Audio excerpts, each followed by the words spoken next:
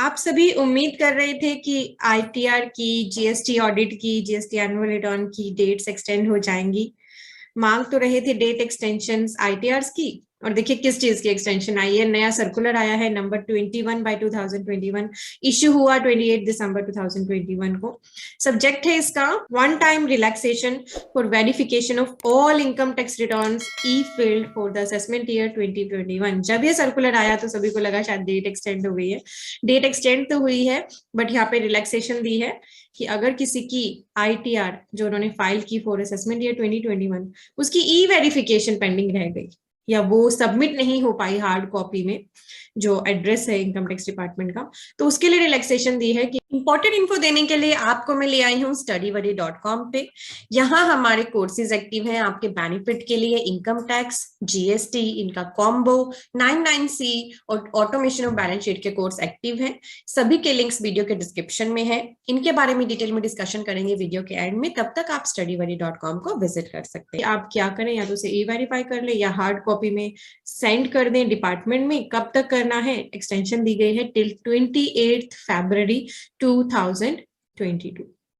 So this is note the extension of income tax returns filing, GST returns filing, GST audit filing or company or ROC work. This is the relaxation only for past financial year which is 1920. तो अगर किसी की कोई pendency थी, ई verification नहीं हुआ था या हार्ड कॉपी आपने 1920 फाइनेंशियल ईयर की रिटर्न की नहीं सबमिट की थी अभी तक, तो आप 28 फरवरी तक कर सकते हैं।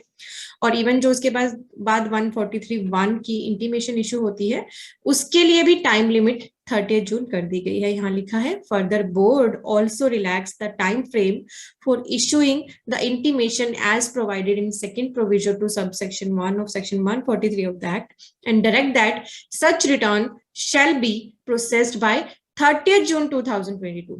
An intimation of processing of such return shall be sent to the taxpayer concerned as per the laid down procedure. और रिफंड के केसेस में जो डिटर्मिनेशन ऑफ इंटरेस्ट है वो होगा as per provision of section 244(a)(2) of the act.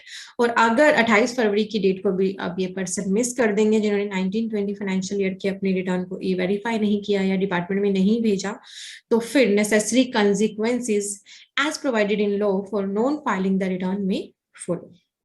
तो ये relaxation थी जिस पर्सन ने अपनी आईटीआर को ई वेरीफाई नहीं किया था। कौन से ईयर की, ईयर बता दीजिए, क्विकली बता दीजिए। Financial year 1920, assessment year 2021। जो आप उम्मीद कर रहे हो डेट एक्सटेंशन की, अभी वो नहीं आई है। जैसे ही कोई न्यूज आएगी तो आपको मेरे चैनल पे मिलेगी, और मेरे चैनल पे आपको एक्यूरेट न्यूज मिलेगी। ऐसा कोई अपडेट नहीं मिलेगा कि डेट एक्सटेंड होगी या नहीं होगी, वटएवर। आपको एग्जैक्ट कंफर्म्ड न्यूज हमारे चैनल पे मिलेगी। तो मेक श्योर चैनल को सब्सक्राइब करके रखें और बेल आइकन को जरूर प्रेस कर ले। क्वेश्चन करते हैं हमारे कोर्सेज की। पहला हमारा कोर्स है इनकम टैक्स का कोर्स, जो आप सभी की रिक्वेस्ट पे ही हमने लॉन्च किया था और इस पे इतना ह्यूज रिस्पांस था। बहुत से पर्सन इसका बेनिफिट ले चुके हैं। नए पोर्टल पे आईटीआर 1 2 3 4 सिखाया गया है फाइल करना। 30+ आवर्स का ये कोर्स है। आपके सारे डाउट्स इसमें क्लियर हो जाएंगे। Agriculture income form 10IE form 10B और जो एरियर वगैरह होता है सैलरी का, बहुत से कंसेप्ट इसमें क्लियर किए गए हैं। जीएसटी का अपडेटेड डिटेल कोर्स अवेलेबल है। जीएसटी और इनकम टैक्स का कॉम्बो अवेलेबल है। 99C आपको भरनी है। फाइनेंशियल ईयर 2021 की 31 दिसंबर लास्ट डेट है।